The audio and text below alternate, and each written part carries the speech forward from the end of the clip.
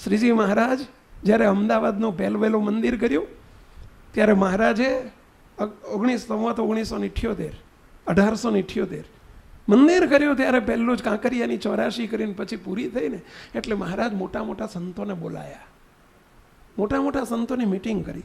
મહારાજ કે સંતો ગોપાળાન સ્વામી, મુક્તાન સ્વામી, બ્રહ્માન સ્વામી બધા મોટા મોટાને બોલાયેલા. સંતો આ મંદિર કર્યા પછી અમને તો એમ થાય છે કે અમારે તો વિસ્તારે વિસ્તારે મંદિરો કરવા છે. ગોપાળાન સ્વામી હાથ જોડીને કે મહારાજ એક સૂચન કરું, બહુ અઘરું છે હો, જો એક તો પૂરું કરો.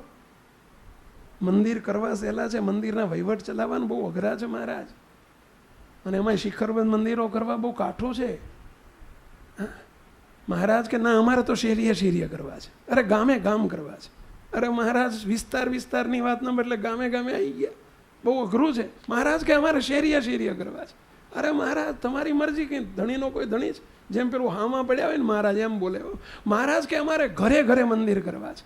મહારાજ તમારો સંકલ્પ જેમ હશે એમ થશે, ઘર મંદિરો તો કરવા જ પડશે. મહારાજ કે નહીં, અમારે વ્યક્તિએ મંદિર કરવા છે.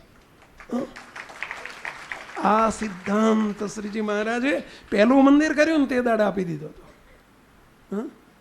મહારાજને આનંદ એનો છે, એ કરવા આવ્યા છે. મોટા પુરુષ એ કરવા આવ્યા છે, અને એમનું નામ જ મોટા પુરુષ, કે જે ઘર મંદિર બનાવી દે એનું નામ મોટા પુરુષ.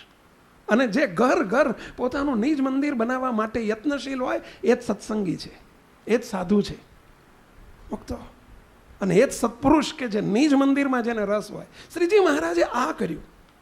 મહારાજે પહેલું મંદિર કર્યું એ દિવસે મહારાજે અગમવાણી ભવિષ્ય બાકી દીધું હતું અને પોતાનો સંકલ્પ રજૂ કરી દીધો હતો કે અમારે વ્યક્તિએ મંદિર કરવા છે. મુક્તો, અને વ્યક્તિએ મંદિર એટલે માત્ર મંદિરમાં મૂર્તિ છે એ પ્રત્યક્ષપણે નિશ્ચય કરવો જરૂરી છે, ફરજિયાત છે. મહારાજને ઓળખવાનું પછી આ જ પ્રગટ અને પ્રત્યક્ષ છે, કારણ કે આપણને પરોક્ષ ભાવની કે આપણને અપૂર્ણપણું ન રહે, અકૃતાર્થપણું ન રહે, પરંતુ સંપૂર્ણ કૃતાર્થપણું ને સંપૂર્ણ પૂર્ણકામપણું તો ક્યારે વર્તે કે એ હજુ તેજમાં તે મૂર્તિ છે, સિંહાસનમાં છે.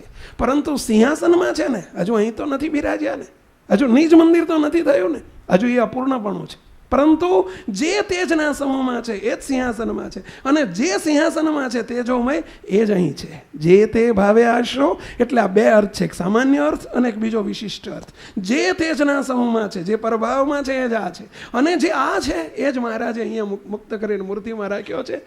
આ અહીં સુધી મહારાજ આપણને સોડાની સત્સંગ સુધી પહોંચાડવા માંગે છે.